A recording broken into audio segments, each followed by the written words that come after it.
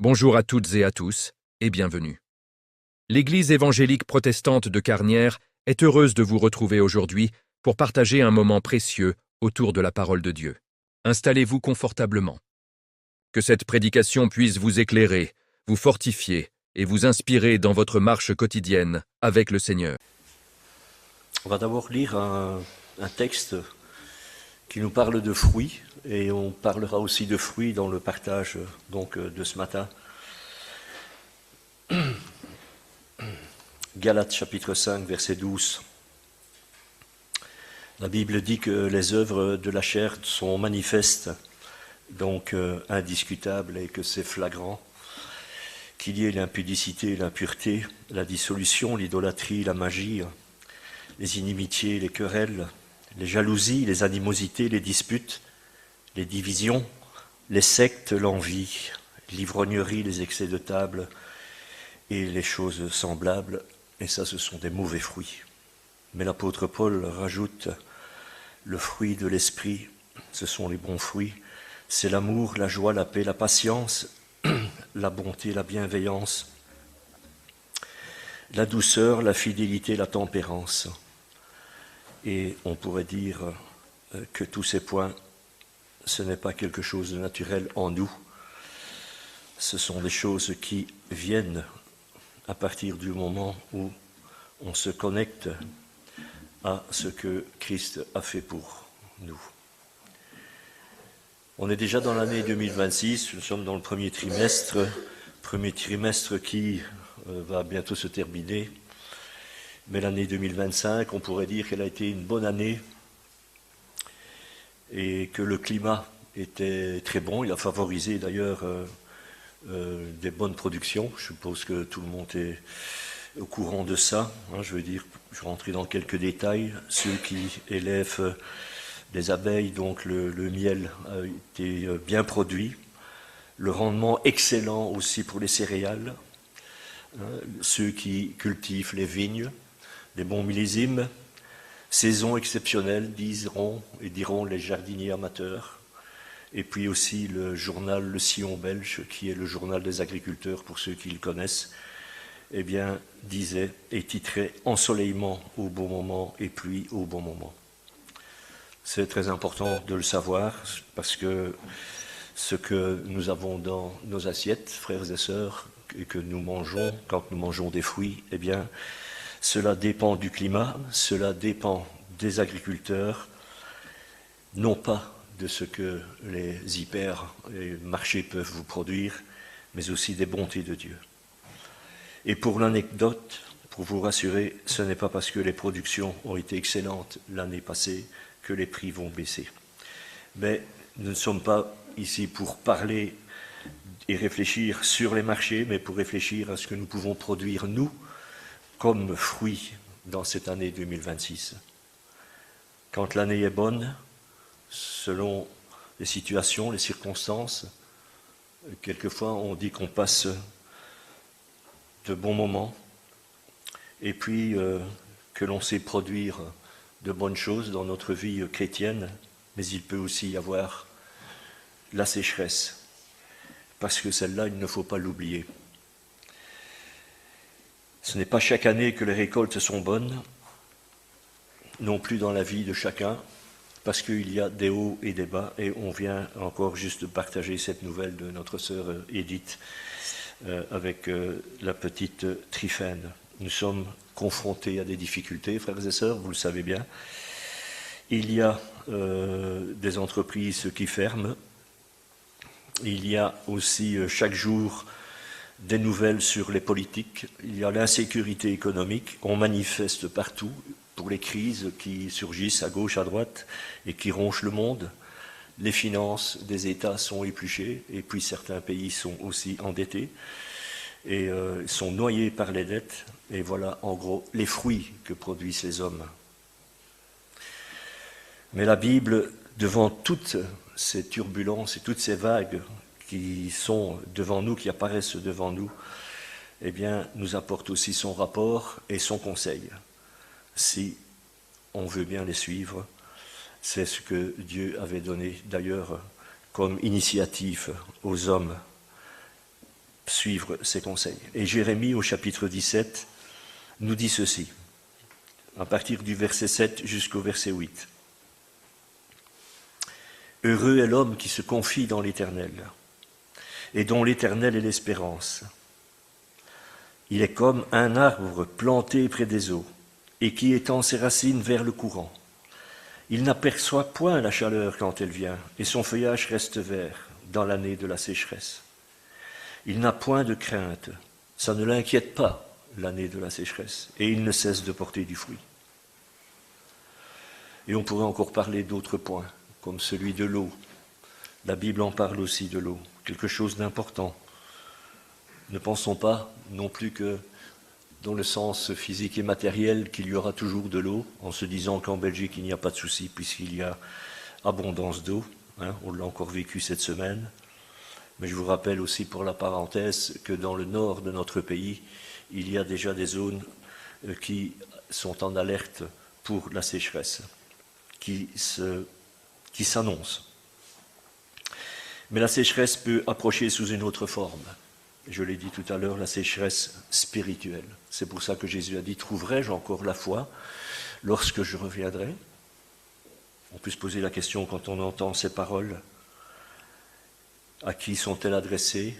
Dans un ensemble de chrétiens, ou bien elles peuvent être adressées pour chacun de nous personnellement? Quoi qu'il arrive, frères et sœurs, si nous sommes passés par Nicodème, si nous sommes comme Nicodème, nés de nouveau, et que nous sommes passés par la nouvelle naissance, nous ne devrions pas craindre les choses dont on vient de parler il y a quelques instants. Et nous devons rester confiants et courageux, parce que nous trouvons en Jésus-Christ de l'univers, justement, notre assurance, et ne pas nous inquiéter de l'avenir. On vient de le lire. Il ne cesse de porter du fruit. Qui ne cesse de porter du fruit? Eh bien, l'homme, la femme, l'enfant, le jeune, celui qui se confie en l'Éternel. Et on a prié dans ce sens-là aussi tout à l'heure, dans les prières qui ont été partagées. Se confier en l'Éternel, c'est celui qui remet qui remet sa vie entre les mains du Seigneur. Jésus avait rappelé ça à ses disciples. Il avait dit, c'est à leurs fruits que vous les reconnaîtrez, dans l'évangile de Matthieu, au chapitre 7. Mais c'est de nous qu'il parle, des fruits, de notre attitude que nous avons dans la société dans laquelle nous sommes et dans le monde. Aussi, nos fruits dans l'Église, les fruits que nous avons aussi envers Jésus, envers lui. Le Seigneur avait cette confiance et cette obéissance envers son Père, et c'était ces fruits qu'il avait pour le Seigneur, son Père. On va lire une histoire dans 2 Samuel chapitre 5, versets 17 à 25. 2 Samuel chapitre 17.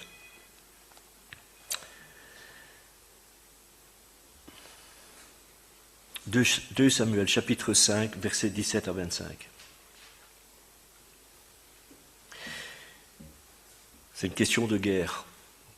On est habitué à entendre des nouvelles de guerre depuis un bon moment. Guerre contre les Philistins. Les Philistins apprirent qu'on avait oint David pour roi sur Israël, et ils montèrent tous à sa recherche. David, qui en fut informé, descendit à la forteresse. Les Philistins arrivèrent et se déployèrent dans la vallée des Réphaïm. David consulta l'Éternel en disant, « Monterai-je contre les Philistins? Les livreras-tu entre mes mains ?» Et l'Éternel dit à David, « Monte, car je livrerai les Philistins entre tes mains. » On est au verset 20. David vint à Baal-Pératim, où il les battit, donc les Philistins. Puis il dit, « L'Éternel a dispersé mes ennemis devant moi, comme des eaux qui s'écoulent. C'est pourquoi on a donné à ce lieu le nom de Baal-Pératim. Ils laissèrent là leurs idoles, et David et ses gens les emportèrent. Les Philistins montèrent de nouveau et se déployèrent dans la vallée des Réphaïm. » Au verset 23, David consulta l'Éternel, et l'Éternel dit, « Tu ne monteras pas. Tourne-les par derrière et tu arriveras sur eux, vis-à-vis des mûriers. Quand tu entendras un bruit de pas dans les cimes des mûriers, alors hâte-toi, car c'est l'Éternel qui marche devant toi pour battre l'armée des Philistins. Et David fit ce que l'Éternel lui avait ordonné, et il battit les Philistins depuis Géba jusqu'à Gézer. On dit dans la Bible de David que c'était un homme selon le cœur de Dieu, c'est-à-dire que Dieu lui gardait sa bonté de façon exceptionnelle.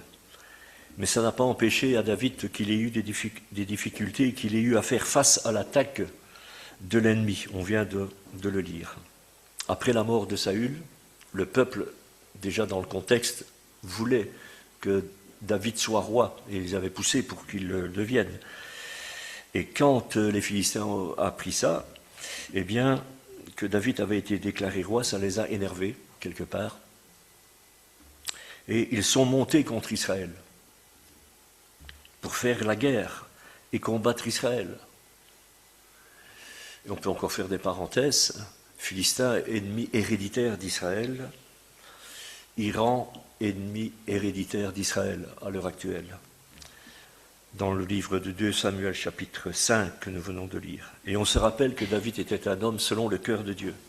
C'est-à-dire qu'il avait une confiance totale en Dieu et qu'il suivait ce que Dieu disait, il écoutait ce que Dieu disait, il l'entendait, il l'écoutait. Il était proche de Dieu et rempli de lui, rempli de Dieu. Alors il consulta Dieu dans cette situation dans laquelle il se retrouvait. Il consulta l'Éternel. Il lui demanda son avis. Consulter, c'est demander son avis. Quand on va chez le médecin, on passe à la consultation et on attend et on entend l'avis du médecin. Parce que si on consulte, on va chez son médecin et puis on voit le docteur, on sort de là, on ne sait pas qu'est-ce qu'on a. On n'a rien entendu.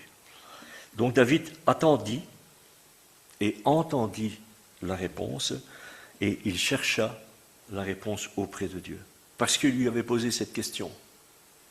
Monterai-je contre les Philistins? Et l'Éternel dit à David, monte, donc vas-y, car je livrerai les Philistins entre tes mains. Quelle réponse claire qu'il a là de Dieu, une réponse précise. Et là, on peut voir la précision de Dieu.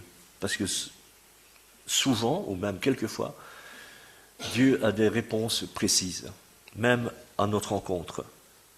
Et quelquefois, on entend la réponse, je dis bien, on entend la réponse, mais on ne la comprend pas. Et David, dit la Bible, a agi selon la réponse et la parole de Dieu. Et il a gagné la bataille, il a gagné le conflit, il a gagné le combat. Et quelque temps plus tard, on l'a lu, retour des Philistins. Et on connaît encore une fois ces situations de guerre. Quelquefois, l'ennemi fait semblant de reculer, de disparaître, comme dans notre vie.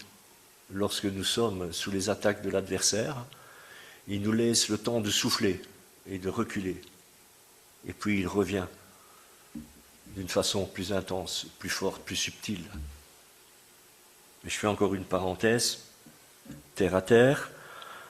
Nos amis ardennais ont compris cela, ont vécu cela dans cette fameuse bataille des Ardennes. C'est pour ça qu'on l'appelle la bataille des Ardennes et qu'il y a de très beaux musées à Bastogne. Quand l'armée allemande a fait un recul, ils pensaient être libres, tranquilles, et c'est pour ça qu'il y a repoussé de l'armée, disons, toutes les villes, tous les villages alentours de Bastogne et tout ça ont été envahis et décimés, et nos amis ardennais, comme on les appelle, eh bien, ont souffert. L'ennemi recule, mais il peut revenir et reprendre contact avec nous, reprendre contact, comme les Philistins l'ont fait. Ils montèrent de nouveau, au même endroit, la même armée, peut-être avec moins d'hommes, puisqu'on se rappelle que la première fois, ils ont été battus. Mais les mêmes circonstances. Alors on tombe dans l'habitude, on pourrait dire. Pourquoi demander à Dieu quelque chose puisqu'on a déjà vécu ça dans sa vie? Pourquoi se tourner vers lui? Quel intérêt?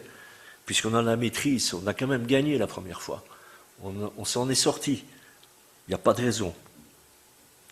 Alors, la Bible dit, attention à notre sagesse, à notre propre raisonnement. David aurait pu le faire comme il avait fait la première fois, mais non, il consulta à nouveau l'Éternel. Verset 23, il a fait ce qu'il fallait faire. Et quelque chose peut-être que nous oublions, ignorer Dieu. Mais la Bible dit qu'il a fait ce qu'il fallait faire, il n'a pas ignoré Dieu. Il consulta à nouveau l'Éternel, et l'Éternel dit, tu ne monteras pas. Réponse différente. On pourrait se dire, puisque je suis quand même, j'ai su maîtriser ma situation, je m'en suis sorti, pourquoi est-ce que je vais me tracasser dans ma vie? Quelle est l'importance?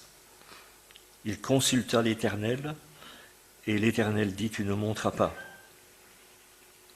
Ne pas oublier Dieu parce qu'on a réussi. C'est quelque chose d'important. Parce que tout s'est bien passé lors d'une entrevue importante au niveau de la santé, au niveau d'un examen, au niveau d'un contrat, au niveau de quelque chose qui a de l'importance dans notre vie. Parce qu'on a gagné dans un combat pour être délivré de quelque chose. Ne pas oublier Dieu. Si on oublie Dieu, on ne porte pas du fruit. Et ne pas oublier Dieu, c'est porter du fruit. Le prier, être reconnaissant, c'est porter du fruit. Reconnaître sa main dans notre vie, son intervention, je dis bien reconnaître son intervention, reconnaître sa main, c'est porter du fruit. Reconnaître ses bienfaits, c'est porter du fruit.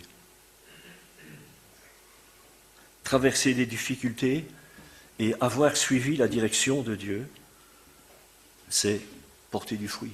Persévérer dans sa vie spirituelle, dans sa vie chrétienne de tous les jours, c'est porter du fruit. Consulter Dieu, c'est porter du fruit. J'ai de l'expérience dans la foi. On a déjà entendu ça. C'est vrai, peut-être qu'on peut se servir des réponses de quelqu'un d'autre ou de ce que une autre personne va nous dire, qu'elle aurait demandé des conseils à Dieu. Et où trouver les conseils? Comment aurait-elle pu faire? David consulta l'Éternel, mais nous on consulte Dieu au travers de sa parole, de ce qui est écrit. Les réponses, c'est là-dedans qu'elles sont, dans sa parole. On peut faire comme quelqu'un d'autre et prendre les mêmes conseils venant de Dieu envers cette personne. Mais l'idéal, c'est d'avoir notre propre relation avec Dieu, comme David l'avait. Et notre foi, notre confiance envers le Seigneur n'est pas la même que celle d'un frère ou d'une sœur. Si vous dites que vous avez la même foi que moi, au même degré, ce n'est pas juste. Et si je dis que j'ai la même foi que vous, ou que certains, ce n'est pas juste.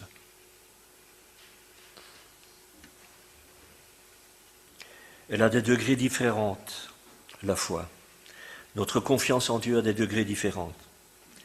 Ça se vérifie quand on partage aussi sa vie avec une expérience, ou une expérience, et on s'entend dire, quand on a partagé avec quelqu'un, tiens, moi j'ai pas vécu ça de cette même façon. C'est pas ce que j'ai ressenti.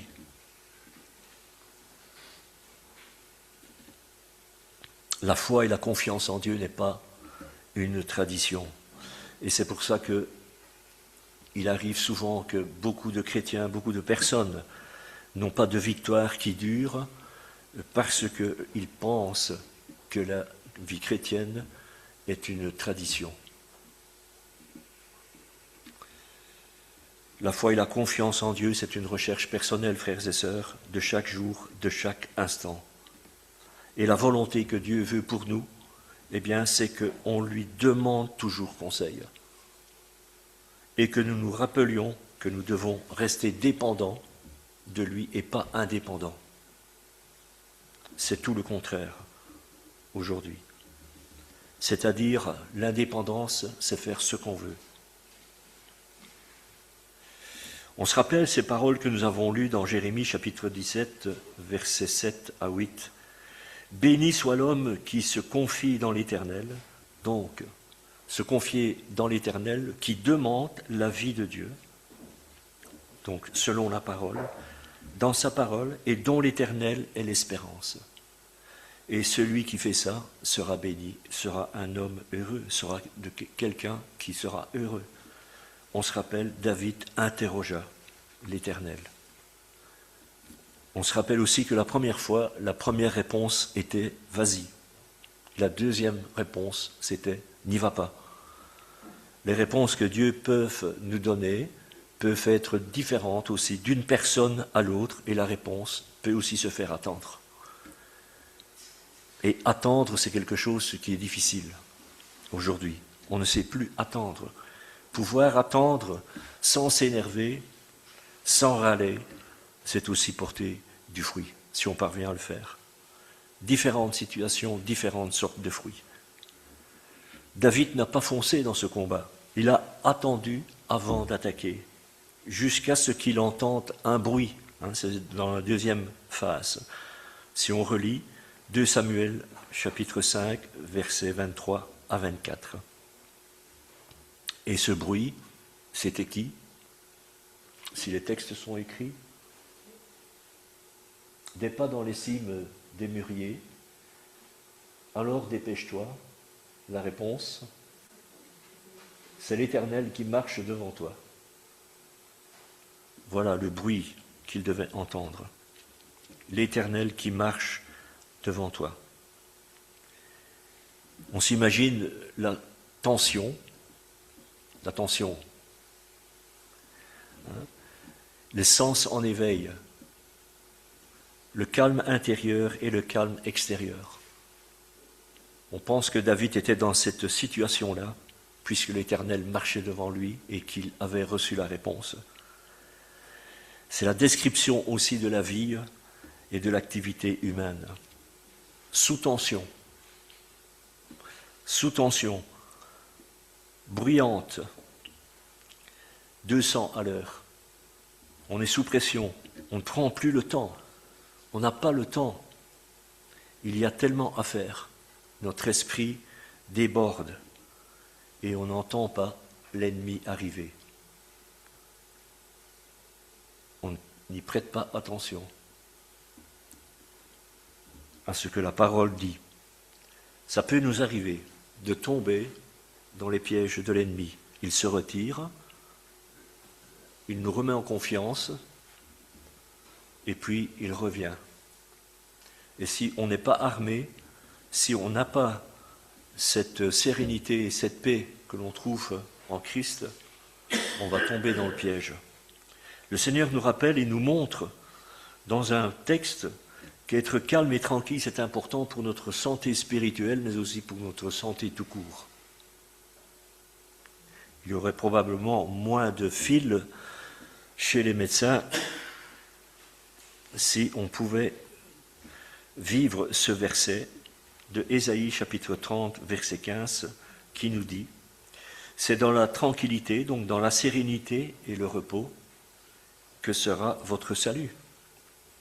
C'est dans le calme et la confiance que sera votre force. » Ça, c'est si on parvient à vivre ce verset, à vivre ces paroles, nous portons du fruit. Mais l'Éternel rajoute « Mais vous ne l'avez pas voulu. Vous ne voulez pas. » Et ça, ce n'est pas des bons fruits. Si on réfute ce que Dieu nous dit. L'attitude qu'il faut avoir, c'est la première partie de ce verset, chapitre 30, dans le livre d'Ésaïe, verset 15. Alors, si on rentre dans cette attitude-là, on porte de bons fruits. Mais nous avons lu, c'est dans la tranquillité et dans le repos et le calme et la confiance. Alors, rester calme, ça ne veut pas dire rester passif et assis sur un pouf. Être calme intérieurement, c'est être paisible et attendre le signal que le Seigneur va nous donner. De rester à l'écoute, être prêt quand on va entendre la réponse, comme les athlètes. On vient de terminer les Jeux olympiques d'hiver, et on peut remarquer que même s'ils se côtoient, chaque athlète reste concentré sur le but qu'il doit atteindre. Il ne se laisse pas distraire par ceux qui sont à côté de lui ou à côté d'eux. Dieu dit à David, quand tu entendras, alors, au verset 24, alors hâte-toi, car c'est l'Éternel qui marche devant toi pour battre l'armée des Philistins. Hâte-toi, fais vite, mais aussi agis avec prudence, sans hésiter. Et c'est ce que Dieu peut nous dire aussi. Il s'adresse à nous. Alors il n'est jamais trop tard pour porter du fruit. Il n'est jamais trop tard pour changer. Il n'est pas trop tard, mais ne laissons pas passer trop de temps non plus. Parce que quand on est certain que c'est la bonne direction, il faut y aller. Quand on est certain que c'est la parole qu'il fallait, qui nous tombait à pic pour nous, que nous devions entendre, il faut y aller. D'ailleurs, le Seigneur aime ceux qui s'attendent à lui, qui comptent sur lui. C'est le psaume 147, verset 11 qui dit ça, et qui vont de l'avant avec lui, qui marchent avec lui de l'avant. J'ai entendu une personne qui lui avait dit, il n'y a pas longtemps, moi je laisse venir les choses. Peut-être qu'on a déjà aussi entendu ça. C'est bien, mais ça peut aussi vouloir dire de rester passif. Et ce n'est pas ce que la Bible dit. Alors il y a un proverbe qui semble un peu comique, enfin moi je l'ai trouvé un peu comique, c'est le proverbe 21 qui dit ceci, par rapport à cette réflexion de la passivité. Comme une porte tourne sur ses gonds, maintenant on ne trouve plus de gonds, de portes qui ont des gonds, on dit des charnières, tout est encastré dans les montants, mais dans les anciennes bâtisses et bâtiments qui portent encore un certain patrimoine, il y a des portes qui ont des gonds et qui tournent sur elles-mêmes. Alors je complète, comme une porte tourne sur ses gonds, ainsi tourne le paresseux sur son lit. Donc l'apôtre Paul nous disait dans l'Épître aux Romains, au chapitre 12, verset 11, que c'est bien d'avoir du zèle et d'être fervent d'esprit et de servir le Seigneur. Et ça, c'est porter du fruit, et non de la paresse. Et puis il va dire à son ami Timothée, on se concentre, que quand on est désœuvré, on va un peu partout et puis on bavarde, on dit n'importe quoi et on dit ce qu'il ne faut pas. Il dit ça dans 1 Timothée chapitre 5 verset 13. Ça, ce n'est pas porter de bons fruits. Consultons l'Éternel et connaissons sa parole, comme certaines personnes dont la Bible nous fait référence encore. Tabitha, par exemple, Dorcas, qui était toujours en train de faire quelque chose. C'est dans les Actes des Apôtres, chapitre 9, verset 36. Et puis il y avait Évodie et Saint-Tiche. Malgré qu'il y avait eu quelques frictions entre ces deux sœurs, elles s'étaient remises. Et Paul dit du bien, l'apôtre Paul dit du bien d'elles parce qu'elles ont travaillé dur et avec lui, et ça c'est aussi des bons fruits. Et puis il y a Tryphène et Tryphose et Perside, d'où le nom de cette dame, elle venait de la Perse, donc elle venait de l'Iran. Et bien toutes ces personnes, et puis plein d'autres, sont restées très actives, elles ne sont pas restées inactives, on pourrait même dire qu'elles avaient horreur de rester à ne rien faire. Et Jésus a complété ça en disant, dans l'évangile de Jean, chapitre 9, au verset 4, « Tant qu'il fait jour, il faut que je fasse les œuvres de celui qui m'a envoyé. » Pour porter du fruit, frères et sœurs, c'est pour ça que j'ai dit tout à l'heure, ne perdons pas du temps non plus, parce que le temps que nous avons aujourd'hui, nous sommes libres, libres encore, de pouvoir porter du fruit alentour de nous. Et c'est pour ça que le Seigneur avait lancé cet ordre à ses disciples d'aller, donc on parle de mission, évangélisation, tout ça, mais on est missionnaire aussi à partir du moment où on est sur son lieu de vie et qu'on sort à l'extérieur, nous sommes des missionnaires, même si on n'a pas quitté sa patrie pour aller aux extrêmes.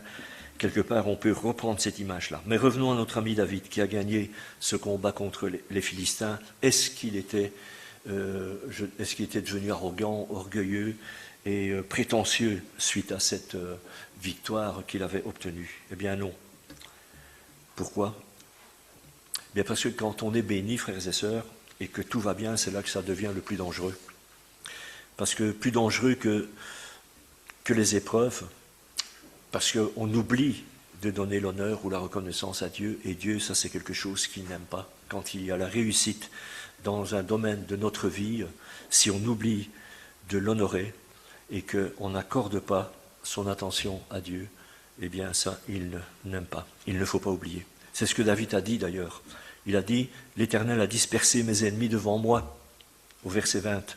Hein, il n'a pas dit c'est grâce à l'armée que moi j'ai formé, aux hommes qui sont montés avec moi, et à moi-même qui était un bon chef de guerre. Non, il n'a pas dit ça. Dieu n'accepte pas qu'on lui enlève sa gloire, et il n'accepte pas que nous prenions pour nous les réussites qui sont les nôtres. Quand on dit mon église, mon service, mon travail, ma prière, etc., mon œuvre, ma place, et puis tout le reste, rappelons-nous que la parole de Dieu dit aussi que notre travail ne restera pas sans récompense. C'est Jésus qui a dit ça, à travers de ce qu'il nous donne, les moyens qu'il nous donne. David fit ce que l'Éternel lui avait ordonné, et notre connaissance, pour le savoir, de la parole, connaissance de sa parole et de ses ordonnances sera importante si nous voulons porter de bons fruits. Mais n'oublions pas Dieu lorsque nous remportons des victoires avec lui, dit la Bible. En plus, si on ne l'oublie pas, nous ferons des exploits. Dans le psaume 60, verset 14, il dit ça. Soyons donc porteurs de bons fruits avec la force, avec les dons que le Seigneur nous a donnés, comme on les a lus aussi, ces fruits que nous avons lus dans l'épître de Paul aux Galates, mais aussi cette autre partie de la parole qui développe les dons dont chacun que nous avons reçus et dont nous sommes habités peut-être quelquefois sans le savoir, que nous découvrons petit à petit au fil de notre parcours, au fil de notre marche avec le Seigneur. Pour terminer, je voudrais encore m'arrêter sur une dame, ou plutôt un homme dans l'Ancien Testament.